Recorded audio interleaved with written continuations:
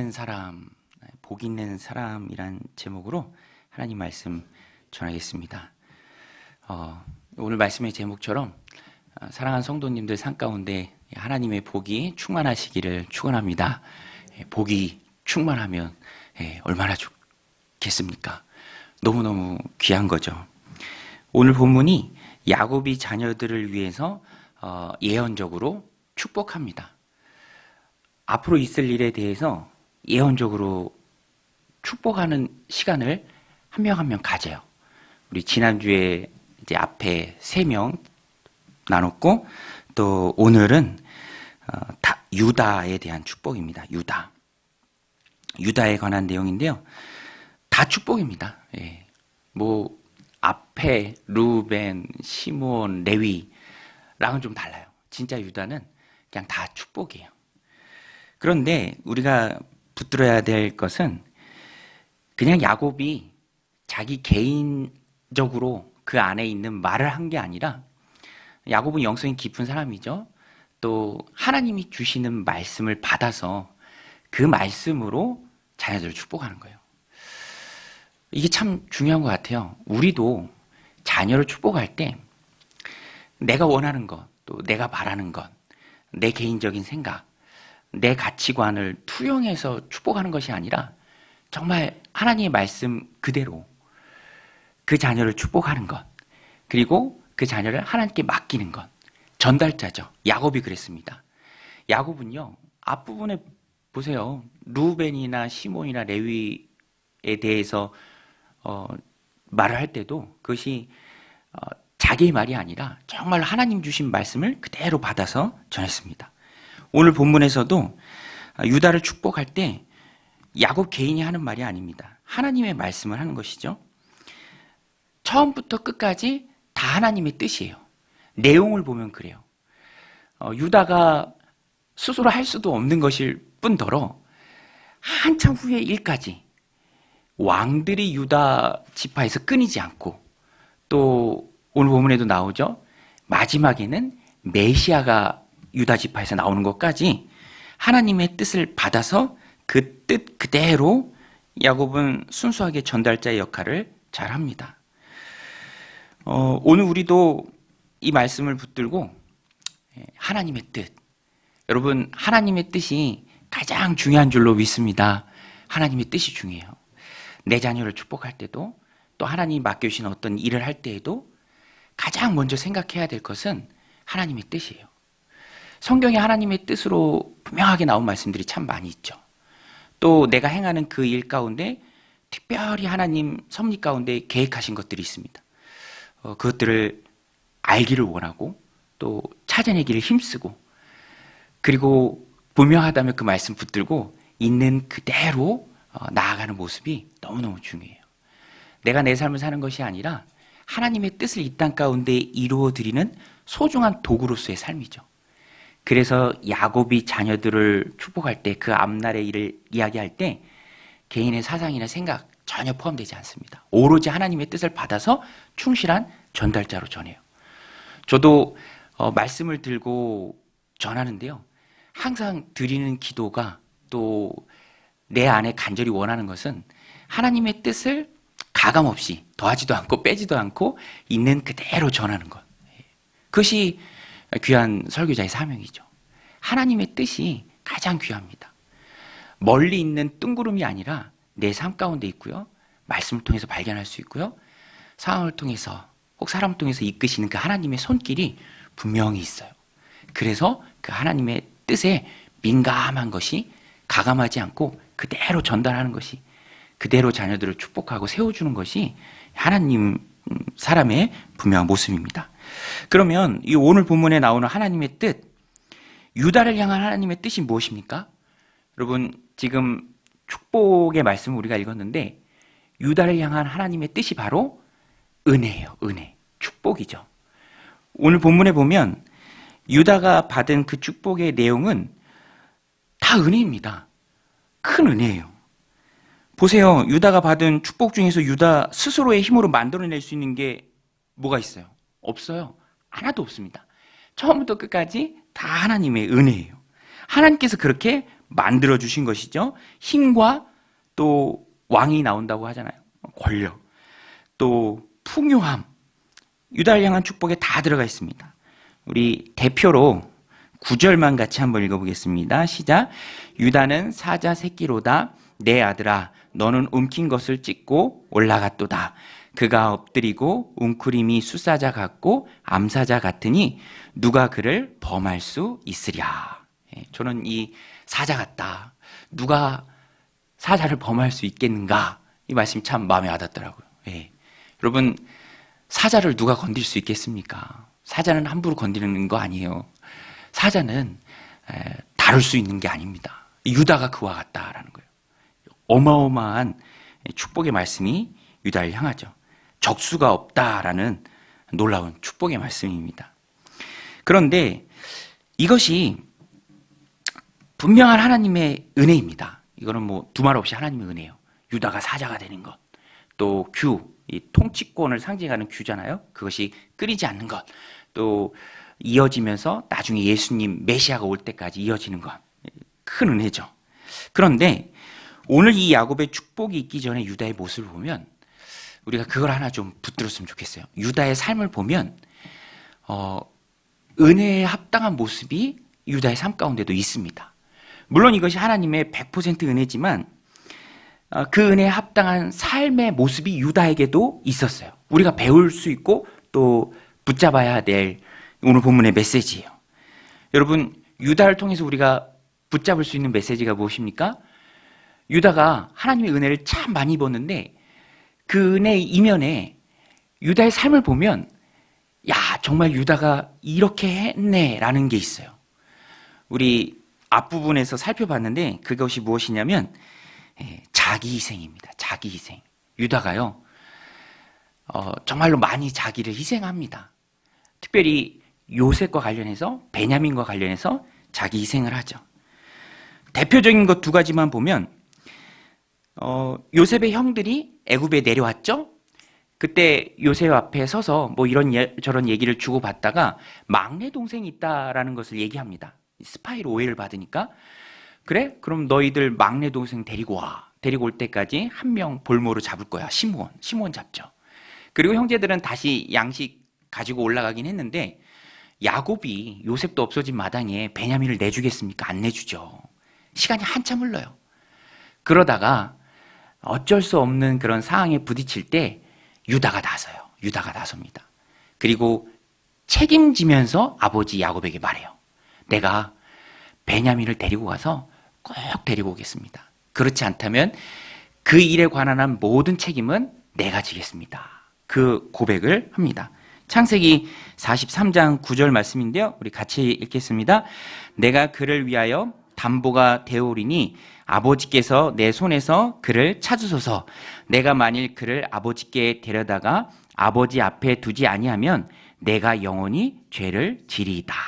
이게 데려올 수 있을지 없을지 모르는 그 상황 가운데서 유다가 자기 희생을 한 거예요. 책임을 지는 모습이 유다에게 있었어요. 너무너무 귀한 모습이죠. 그리고 또 한 가지 결정적인 것이, 이거보다 훨씬 더 결정적인 것이, 또 극적인 것이, 요셉이 시험하잖아요. 형들이 아직 그대로인지. 그래서 보내면서 막내 베냐민 보따리에다가 은잔을 일부러 숨겨둡니다. 형들이 어떻게 나오는지. 그런데 그 은잔이 가는 동안에 발견이 된 거예요. 그래서 다시 돌아오죠. 애굽에 돌아옵니다. 그리고 요셉이 호통을 치죠. 아직까지는 총리로 알고 있으니까 벌벌벌 떱니다. 그리고 약속한 대로 은잔이 나온 베냐민은 종이 된다. 그런데 그때 유다가 나서요.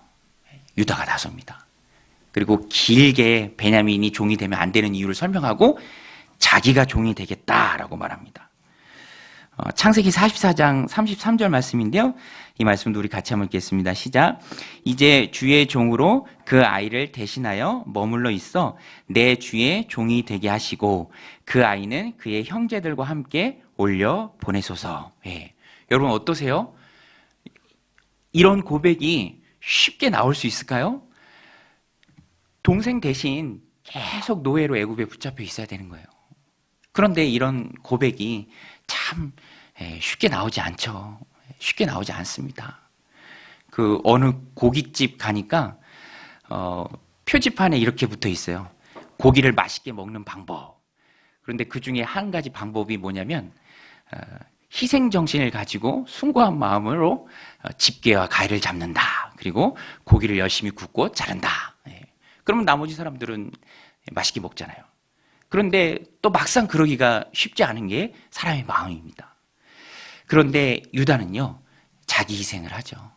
동생을 보내고 자기가 노예로 남겠다라고 말합니다.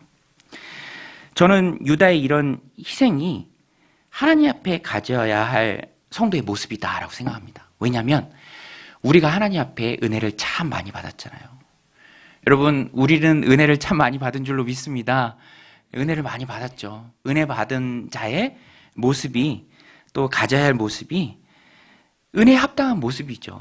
은혜를 많이 받았으니까 모든 것이 다 하나님의 은혜니까 은혜 주신 분의 감사한 마음으로 내가 내 삶을 살아야 합니다. 그런데 유다는요, 순서는 바뀌었지만 이 귀한 모습이 있어요. 어쩌면 하나님께서 은혜를 부어주실 때 유다의 이런 모습을 기억했을 것입니다. 희생정신, 진실한 마음으로 희생할 수 있는 마음. 베냐민 보내세요. 내가 종이 되겠습니다. 알고 그런 게 아니에요. 우리는 다 알지만 유다는 알고 그런 게 아니죠. 그 모습을 하나님이 귀하게 보십니다. 은혜가 아깝지 않은 모습이죠. 은혜 받은 자의 합당한 모습이고 부르심에 합당한 모습입니다. 저도 이 말씀을 준비하면서 생각나는데 저도 그래요. 누군가에게 은혜를 받으면 그것을 갚고 싶은 마음이 들죠. 잘하고 싶은 마음이 들죠.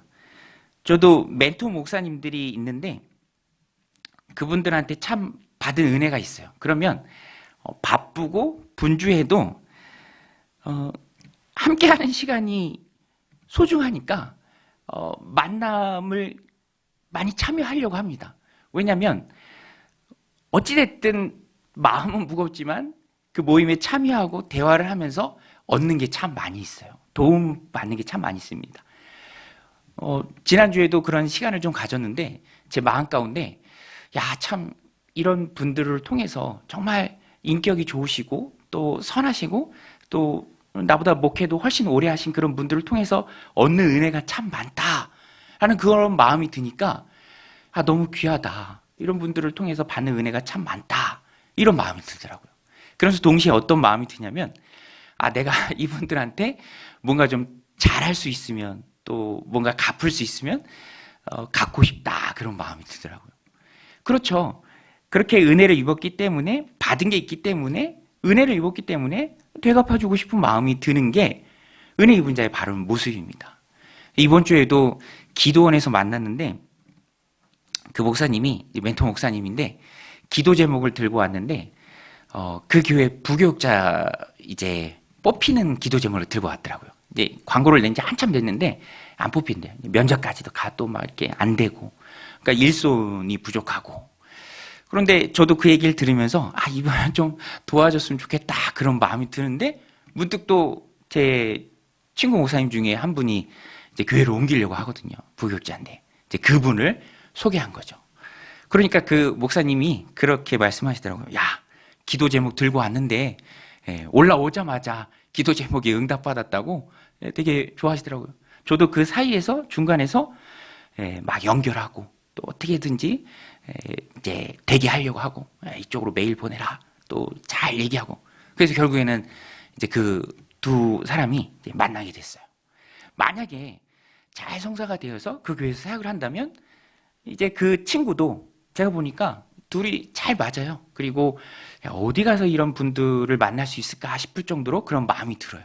그러니까 저는 또 은혜를 갚은 게 되고 또 그 친구가 만약에 연결이 돼서 그 교회에 사역을 하게 된다면 또 잘 배울 수 있으니까 또 저한테 고마워하는 마음을 갖고 또 저한테 받은 은혜를 갚겠다 그런 마음을 갖겠죠.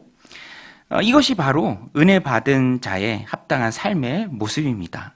여러분 탕자를 보세요. 그가 했던 일이 얼마나 어처구니 없습니까? 아버지가 살아 계실 때 유산을 달라고 그랬어요.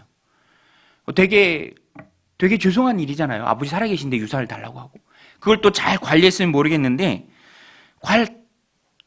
관리도 잘 못했습니다. 뭐 나가서 다 허랑방탕하게 써버리고 인생의 바닥까지 내려가죠. 유대인은 돼지가 되게 부정한 건데 그 돼지 치는 일을 합니다. 먹을 것도 없어서 돼지가 먹는 쥐염 열매 먹으려고 그래요. 그나마도 주는 사람이 없죠. 그러니까 돼지보다도 못한 인생입니다. 인생의 바닥이죠.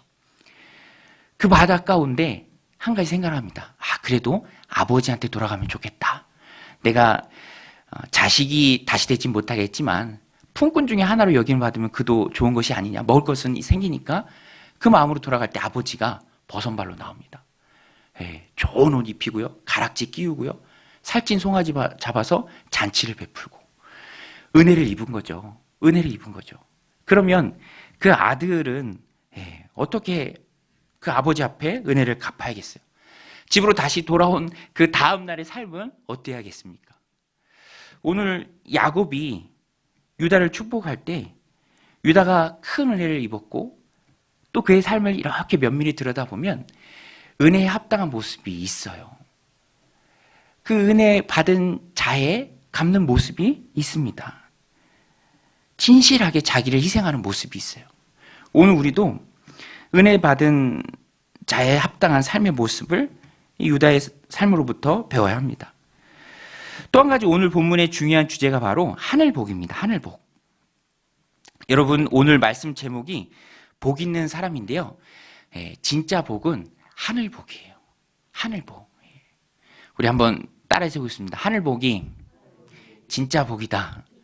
여러분 믿으십니까? 하늘의 복이 진짜 복이죠. 오늘 말씀에 유다가 아버지 야곱으로부터 큰 축복들을 받습니다.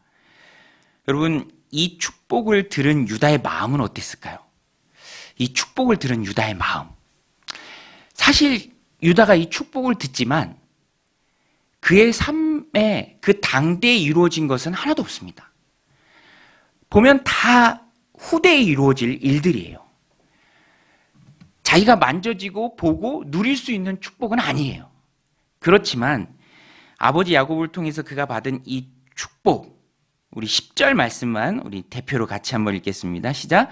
규가 유다를 떠나지 아니하며 통치자의 지팡이가 그 발 사이에서 떠나지 아니하기를 실로가 오시기까지 이르니니 그에게 모든 백성이 복종하리로다. 이 실로라는 말이 실로가 오시기까지 이르니 그에게 모든 백성이 복종하리로다. 이 실로라는 말이 좀 난해한데요. 우리말로 번역한 게 아니라 그 말 그대로 음역한 거예요. 실로예요. 지명일 수도 있고, 근데 많은 학자들은 통치자라는 의미로 보고 다윗의 후손으로 오시는 메시아, 예수 그리스도를 말합니다. 그러니까 유다가 받은 축복이 정말 크죠. 엄청납니다. 규가 떠나지 않아요. 다윗 왕이 유다의 후손입니다. 아브라함과 다윗의 자손 예수 그리스도, 만왕의 왕이신 예수 그리스도 메시아까지 이어지는 그 축복을 유다가 받는 것이에요. 그렇지만 그 당대에 이루어지는 것은 아니죠. 그러니까 유다가 이 축복을 받았을 때 자기가 누리는 것은 아니지만, 당장에 만져지는 것은 아니지만 그 마음은요 굉장히 묵직했을 거예요. 그리고 축복의 말씀을 들은 후에 하나님 주시는 평안과 기쁨이 유다의 심령 가운데 충만했을 것입니다. 이것을 보면 하나님이 유다에게 그 시대에 그에게 허락하신 그 축복은 물론 이 땅에서 누리는 세상적인 축복도 포함하고 있지만 그 이상이에요. 그 이상입니다. 마음의 평안, 하나님 주시는 하늘의 기쁨, 하나님의 마음을 깨달아 알아가는 것, 하늘의 복이죠. 영적인 복입니다. 그것이 유다 안에 가득했다라는 거예요. 그 축복을 듣고 당장에 누릴 수 있는 것은 아니지만 그 마음 가운데 하나님 주시는 기쁨이 넘쳤습니다. 기쁨과 평안이 넘쳤죠. 그리고 그 이후에 유다가 그의 삶을 살아가는데 큰 힘이 되었습니다. 앞으로 이루어질 복을 그 마음 가운데 간직하고 기쁨 가운데 살아가는 사람이 바로 유다죠. 아마 유다는요, 이후에 다른 어떤 작은 일에도 염려하지 않았을 것입니다. 왜냐하면 하나님 그 안에 주신 그 하늘의 축복이 앞으로 자자손손 이루어질 그 놀라운 축복이 가득했기 때문에 아버지 야곱을 통해서 전해진 분명 하나님의 뜻에 의하면 왕들이 끊이지 않는 자손이 나오잖아요. 영적인 축복이 야곱의 예언이었습니다. 유다를 향한. 여기에 우리가 붙들어야 할 메시지가 있어요. 축복이 꼭 내 당대에 이루어지지 않더라도 우리 그리스도인은요, 하늘을 보고 살아가야 합니다. 하늘의 축복을 바라보고 하늘의 복을 사모하면서 하나님 앞에 가서 받는 상급, 그것을 바라보면서 비록 이 땅 가운데 사람들이 복이라고 많이 얘기하는 것이 내 삶에 혹 적을지라도 하늘을 바라보면서 하나님 주신 삶을 기쁨으로 살아갈 수 있는 존재가 바로 우리죠. 그래서 우리는요, 복 있는 사람이라고 했는데 그 복은 현세적인 복만을 가리키는 것이 아니에요. 여러분, 현세적인 복은요, 덤입니다. 덤. 하늘의 복이 주어졌을 때 따라오는 덤이죠. 하늘의 축복을 소망하는 것이 바로 그리스도인입니다. 내가 하나님 나라 임할 때에 내 눈에 눈물을 닦여주시는 그 따뜻한 주님의 손길이 있음을 기억하고 현실의 어려움들을 극복해 나가며 나아가는 사람이 바로 그리스도인들이에요. 그것이 바로 하늘의 축복이죠. 여러분, 성경은요, 절대로 현실의 복을 강조점으로 두지 않습니다. 현실의 복을 강조점으로 두지 않아요. 만약에 현실의 복만이 세상 사람들이 얘기하는 그 복, 그것만이 축복이라고 생각한다면 여러분, 세상에서 가장 복 많이 받은 사람이 누굴까요? 어떤 목사님 그런 질문 하더라고요. 참 재밌었습니다. 여러분, 세상 사람들이 생각하는 세상 속 가치관의 복 많이 복이라고 한다면, 그것이 성경이 말하는 복이라고 한다면 제일로 복 많이 받은 사람이 누굽니까? 요새 보면 메시 아닌가요? 메시? 웃으시라고 드린 말씀인데, 메시 막 월드컵 트로피 안고 자던데요. 얼마나 기쁩니까? 그런데 그런 것이 성경이 말하는 복이 아니에요. 현세적인 복입니다. 그것은. 돈 많은 게 가장 큰 축복이라고 한다면 빈살만 왕세자가 가장 복 많이 받은 사람이잖아요. 그게 아닙니다. 성경이 말하는 복은 하늘의 복이에요. 우리가 추구해야 할 복도 하늘의 복입니다. 이 땅에서 누리는 세상적 가치관의 편리한 돈, 편리한 물질, 그것은 물론 하나님이 주세요. 예수님 잘 믿는데 하나님이 안 주실 이유가 없겠죠. 특별히 뭐 선교사나 혹 비민사역을 하거나 특별한 이유가 있지 않는 한은, 혹 그 삶에 뭔가 이 잘못된 요소가 있지 않는 한은 하나님이 그런 복도 허락하시죠. 그러나 그것은 진짜 복에 딸려오는 덤인 복이죠. 덤인 것을 진짜로 추구한다면 그것은 되게 이상한 거예요. 그림을 그려보면 되게 이상한 겁니다. 세상적인 그런 복만 복이라고 여기는 거는, 그걸 추구한다는 그리스도인은 맞지가 않아요. 모순이에요. 오늘 기사 보니까 삼성전자 회장 이재용 그 회장이 해외 출장 갈 때 이제 삼성 계열의 브랜드죠. 제일모직에서 나온 그 옷을 입었다. 근데 그게 이제 기사로 이렇게 났더라고요. 이제 그런 건 거의 처음이래요. 그러면서 기사로 났는데, 뭐 옷은 그럴지라도 뭐 휴대폰은 어디 거 쓸까요? 이재용 회장님 휴대폰 어디 거 쓸까요? 어디 거 쓰겠어요? 당연히 갤럭시 쓰겠죠. 그렇죠? 딸은 잠깐 아이폰 썼다고 하더라고요. 잠깐. 그래도 나중에는 당연히 갤럭시로 쓰고, 만약에 삼성전자 이재용 회장이 아이폰을 쓴다 그러면 너무 이상하잖아요. 그렇죠? 예전에 이상한 그림 그러면서 이렇게 화제되던 그림이 있어요. 삼성전자 가전제품 파는 대리점인데 밖에 에어컨 시력이는 LG전자 거였어요. 되게 이상하잖아요. 코카콜라 배달하는 직원이 휴식할 때 펩시콜라 먹고 있는 거 사진 찍혔는데 되게 이상하잖아요. 그리스도인이 천국을 소유하고 그 천국을 소망하며 살아가는 그리스도인이 현세의 복을 매달리는 그 모습은 되게 이상한 모습이에요. 그건 맞지 않습니다. 오늘 본문을 통해서 우리가 꼭 붙잡아야 될 메시지입니다. 그럼 목사님, 세상을 살아갈 때도 필요한 거 있는데요? 그쵸, 있죠. 왜 없습니까?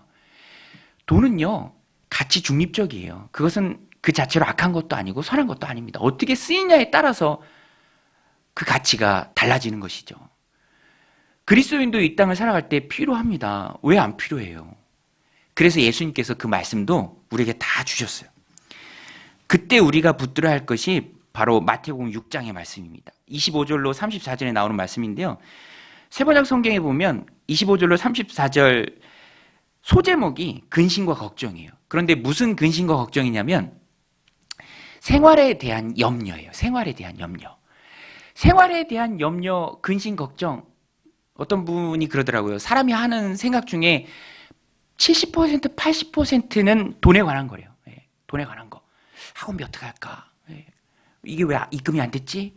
공과금 내야 되는데. 뭐 다 돈에 관한 거래요.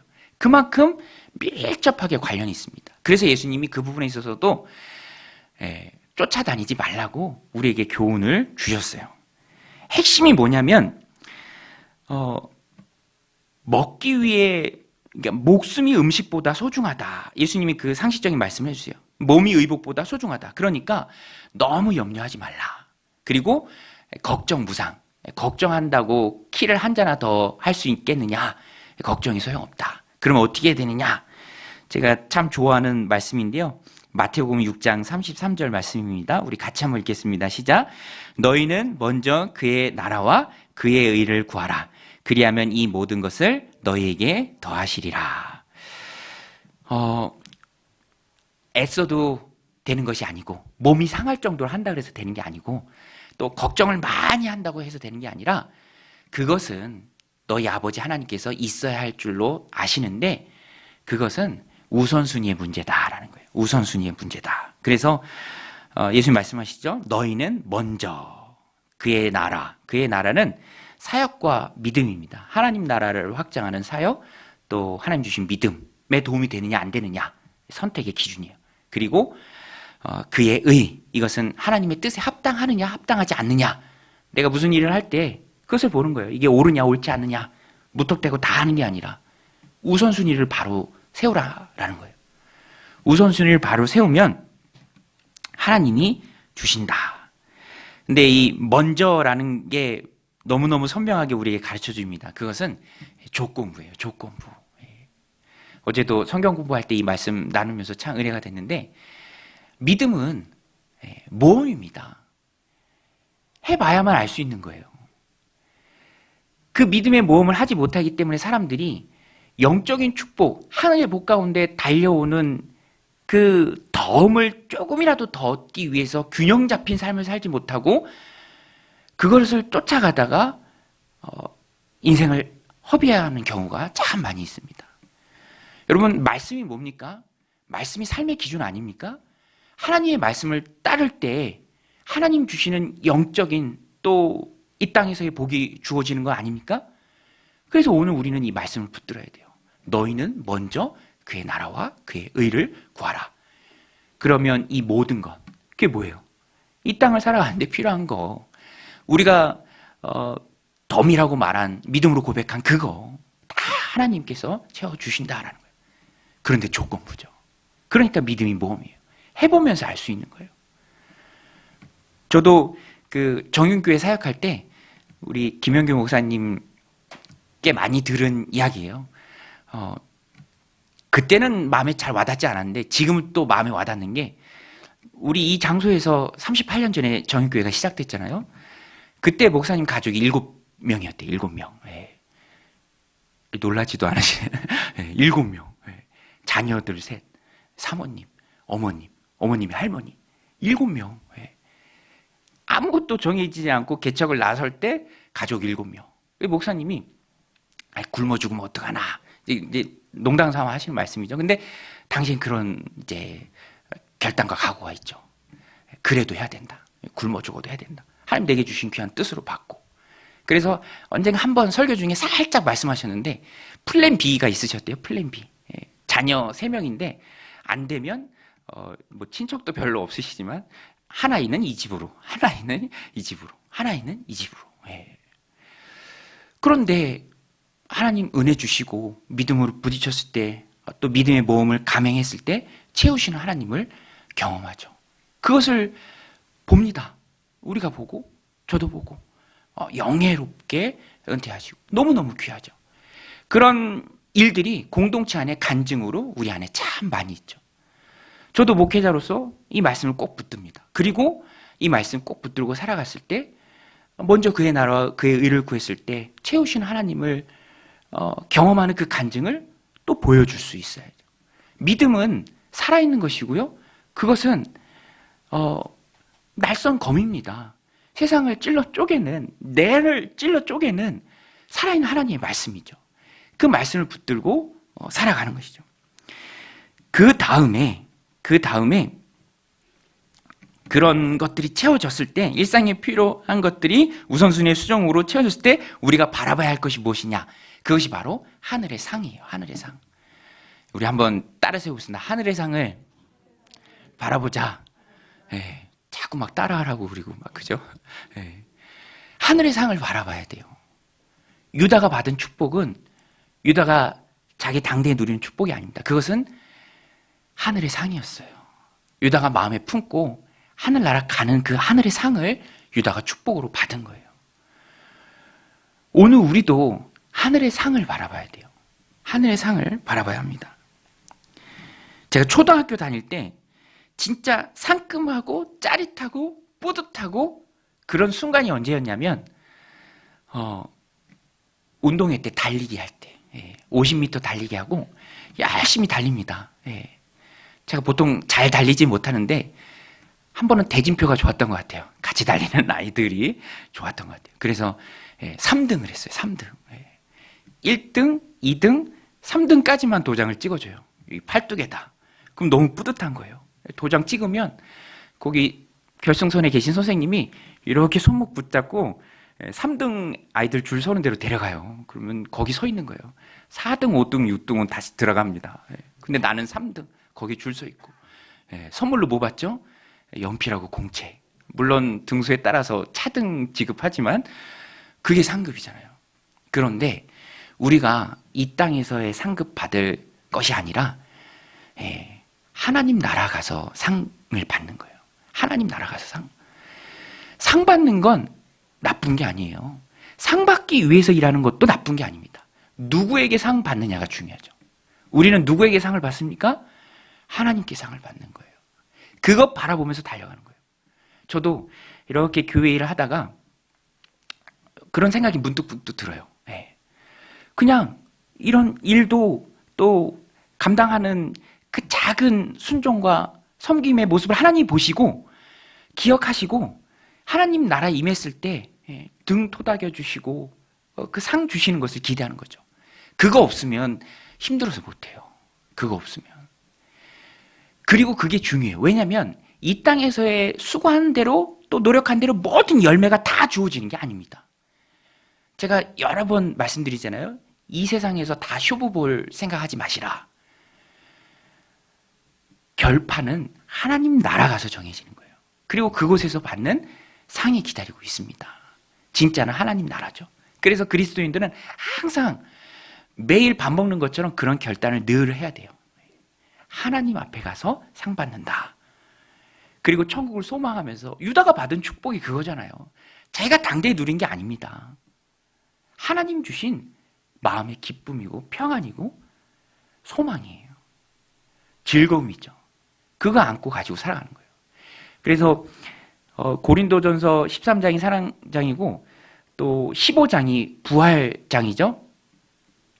제가 지금 기억이 가물가물해서 맞는지 모르겠는데 고린도전서 15장이 부활장입니다. 거기에 보면은 58절이 있는데 마지막에 소망으로 끝나요. 그런데 우리 같이 한번 읽어보겠습니다. 고린도전서 15장 58절 시작.